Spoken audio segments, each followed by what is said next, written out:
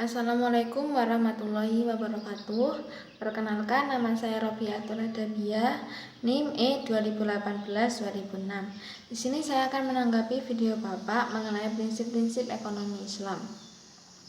Ekonomi sangat berpengaruh dalam kehidupan manusia. Salah satunya yaitu dapat menilai maju mundurnya suatu negara. Maju mundurnya suatu negara dapat diukur dari perekonomiannya. Jika perekonomian suatu negara itu baik, maka dapat dikatakan bahwa negara tersebut adalah negara maju. Ekonomi memiliki pengaruh yang sangat besar dalam kehidupan manusia, dan ekonomi sendiri itu tidak dapat terlepas dalam kehidupan manusia kesehariannya. Hal itu juga berpengaruh kepada umat Islam, sebab dalam Islam mencakup segala aspek kehidupan, dan salah satunya yaitu aspek ekonomi. Ekonomi sendiri yaitu ilmu yang mempelajari mengenai perilaku manusia dalam memenuhi kebutuhannya dan mendapatkan rasa puas atas cara yang dilakukan untuk memperoleh kebutuhan tersebut.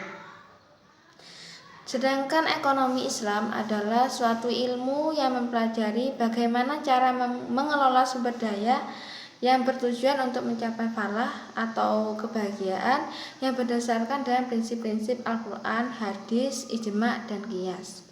Dalam ekonomi Islam bertujuan untuk mencapai falah atau kebahagiaan dunia dan akhirat.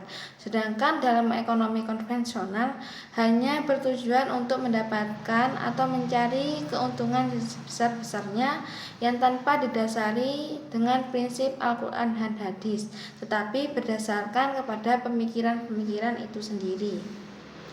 Dalam ekonomi Islam memiliki keseimbangan antara individu dan kelompok, sebab dalam Islam terdapat prinsip keadilan. Sedangkan dalam ekonomi kapitalis, kebebasan itu hanya ditujukan kepada individu, sedangkan dalam ekonomi sosialis, kebebasan hanya ditujukan kepada kepentingan kelompok. Ekonomi Islam boleh melakukan bisnis, akan tetapi harus berdasarkan syariah, akidah, dan harus sesuai dengan transaksi yang benar. Sedangkan dalam ekonomi konvensional boleh melakukan bisnis, apapun itu bisnis, baik itu halal maupun haram.